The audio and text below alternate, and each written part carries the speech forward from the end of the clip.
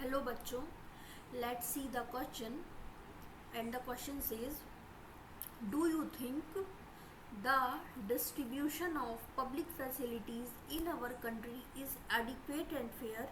Give an example of your own to explain. बेटा ये question आपसे पूछना चाह रहा है कि क्या आपको लगता है कि जो सरकारी या सार्वजनिक सुविधाएं हैं उनका वितरण भारत के हर एक पार्ट में, हमारे हर एक देश के स्थान में क्या समान रूप से और पर्याप्त रूप से पहुंचता है। मतलब क्वेश्चन आपसे पूछना चाह रहा है, क्या आपको लगता है कि सार्वजनिक सुविधाओं का वितरण हमारे देश के हर एक पार्ट में, हर एक स्थान में समान रूप से और पर्याप्त रूप में पहुंचता है? इसका एक उदाहरण देके समझाइए। क्या आपको लगता है कि जो सार्वजनिक सुविधाएं हैं वो आप तक समान रूप से, आप तक नहीं मतलब हर एक व्यक्ति तक, क्या समान रूप तक उसकी पहुंच है? क्या सभी तक वो सुविधाएं पहुंच रही हैं या नहीं पहुंच रही हैं? जैसा भी है उसको एक उदाहरण के साथ समझाइए। क्वेश्चन आपसे ये पूछने का प्रयास कर रहा है। चलिए हम इसको समझते हैं। बेटा इसका आंसर है no, the distribution of public facility in our country is not adequate and fair. पहला लाइन कहता है बेटा नहीं, हमारे देश में सार्वजनिक सुविधाएं समान रूप से और पर्याप्त रूप से देश के सभी स्थान तक नहीं पहुंचती हैं, उनका वितरण समान रूप से नहीं होता है। अगला लाइन कह रहा है all persons living in our society do not have equal access to public facilities. समाज में जितने भी लोग रहते हैं सार्वजनिक सुविधाओं तक बराबर रूप से सभी लोग नहीं पहुंच पाते हैं। फॉर इंस्टेंस देखते हैं आगे, water supply system is better in localities comprising wealthy people. बेटा एग्जांपल के तौर पे हम बात करें तो वाटर सप्लाई सिस्टम, जो पानी की सप्लाई का जो तंत्र होता है, वो जो रिहायशी इलाके होते हैं, वो बड़े बड़े टाउन्स, मतलब कि बड़ी बड़ी कॉलोनीज जहाँ पे अमीर लोग रहते हैं, वहाँ पे वाटर सप्लाई का मैनेजमेंट और रेगुलेशन बहुत अच्छे तरीके से होता है।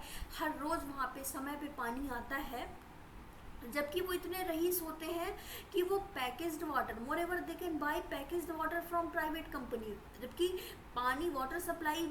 वाटर सप्लाई का रेगुलेशन भी वहाँ पे बहुत अच्छे तरीके से होता है, रोज़ पानी आता है, और वो इतने रिच होते हैं कि वो पैकेज्ड वाटर भी आसानी से अफोर्ड कर लेते हैं प्राइवेट कंपनी से। वहीं पे अगर अपन बात करें इन पुअर लोकेलिटीज़, जो गरीब इलाके हैं, जो स्लम एरियाज़ होते हैं, there is always a problem of water from private companies. वहाँ पे अक्सर पानी की समस्याएं बनी रहती है। आपने देखा भी होगा, हो सकता है आपने पास में कभी गुजर रहे हो, आपने देखा हो, या फिर आपने टीवी में देखा होगा, स्लम एरिया में पानी नहीं आता है, लंबी लंबी कतारें लगी रहती है, लोग अपना बकेट लेके खड़े रहते हैं और पानी के लिए कई बार झगड़े भी हो जाते हैं। This situation is same with regard to health care and hospital to.